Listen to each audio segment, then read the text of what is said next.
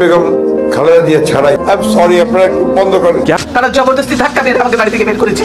বাংলাদেশের রাজনৈতিক ইতিহাসের এক জীবন্ত কিংবদন্তি যিনি এদেশের প্রথম মহিলা প্রধানমন্ত্রী সেই বেগম খালেদা জিয়া কি সত্যি আর নেই? খালেদা জিয়া ছাড়াই সরি আপনারা একটু কেনই বা রাজধানী ঢাকার একটি হাসপাতালের সামনে আজ এত নিঃশব্দ অস্বাভাবিক নিরাপত্তা? হাসপাতালের করিডোর থেকে শুরু করে বাইরের রাজপথ পর্যন্ত যেন থমথমে এক নীরবতা। একদিকে গুরুতর অসুস্থ জননেত্রীর জীবন মৃত্যুর সংগ্রাম, অন্যদিকে হঠাৎ শোনা যাচ্ছে 24 ঘন্টার মধ্যে দেশে ফিরছেন তার বড় ছেলে তারেক রহমান। এই দুইয়ের টানাপোড়েনে আজ গোটা জাতি এক উৎকণ্ঠার প্রহর গুনছে। ফেসবুকের পাতা জুড়ে বেশি আসছে চাপা উদ্বেগ, আবেগ আর গুজব। খুব শীঘ্রই বাঙালি জাতি একটি দুঃখের সংবাদ পেতে যাচ্ছে।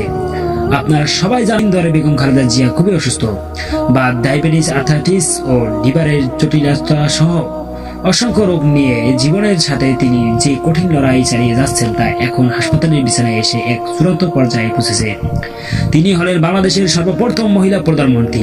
1991 সালের 20 মার্চ বেগম খালেদা জিয়া বাংলাদেশের প্রথম প্রধানমন্ত্রী হিসেবে তার কার্যকাল শুরু করেন।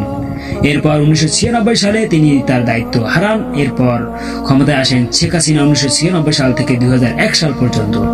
এরপর টানা 4 বার 2009 থেকে 2024 সাল পর্যন্ত শেখ হাসিনা বাংলাদেশের সরকারের দায়িত্ব পালন করেন।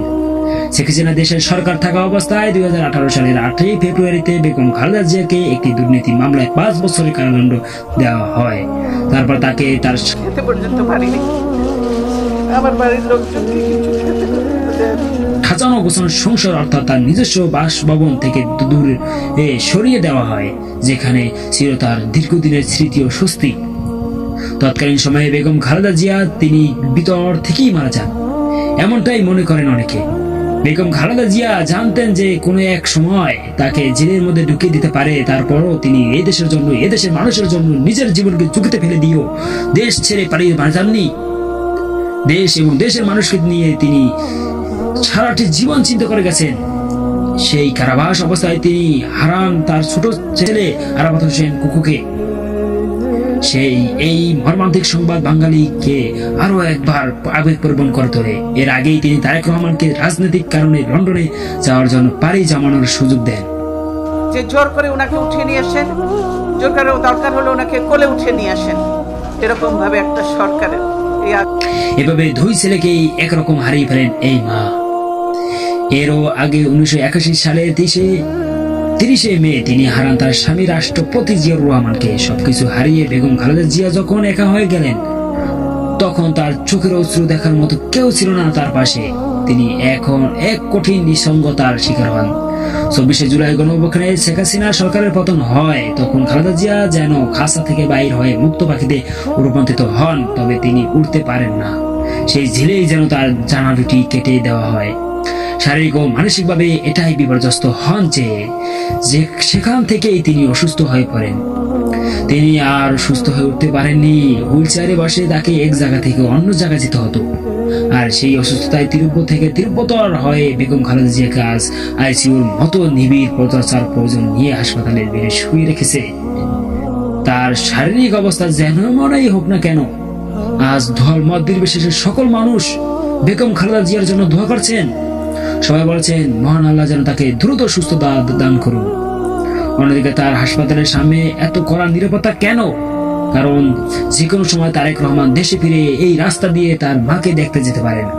তখন বাংলাদেশের লক্ষ কোটি মানুষ এখানে জড়ো হতে পারেন তাকে এক নজর দেখার জন্য। এই বিশাল জনসমাগম নিয়ন্ত্রণ ও পরিস্থিতি স্বাভাবিক রাখার জন্য নিরাপত্তা এত জোরালো করা হচ্ছে। বেগম খালেদা জিয়ার বয়স এখন 80 বছর। তিনি জন্মগ্রহণ করেন 1945 সালের আগস্ট মাসের 15 তারিখে। অন্যদিকে শেখ হাসিনার বয়স চলেছে 78। শেখ হাসিনা জন্মগ্রহণ করেন 1947 সালের 28 সেপ্টেম্বর। মানে খালেদা জিয়ার থেকে মাত্র 2 বছরের ছোট হচ্ছেন শেখ হাসিনা। তবে আল্লাহর অশেষ রহমতে শেখ হাসিনা এখনো সুস্থ সবল রয়েছেন। অন্যদিকে জেল খাটার জন্য এবং মিথ্যা মামলার চাপের কারণে বেগম খালেদা জিয়া একেবারেই ভেঙে পড়েছেন। অনেকেই মনে করেন এই কারাবাসেই একজন দেশ নেত্রীকে শারীরিক ও মানসিকভাবে শেষ করে দিল। আমরা সবাই দোয়া করি এই নেত্রী যিনি নিজের ব্যক্তিগত স্বার্থে কখনো দেশ ছেড়ে পালিয়ে যাননি। যিনি দেশের জন্য অগণিত ত্যাগ স্বীকার করেছেন, সেই নেত্রী যেন ততক্ষণ বেঁচে থাকেন যতক্ষণ পর্যন্ত এই দেশের কাঙ্ক্ষিত পরিবর্তন না হয়। তিনি যেন বাংলাদেশের মানুষের স্বপ্ন পূরণে নতুন এক পরিবর্তন দেখে তারপর এই পৃথিবী ত্যাগ করেন।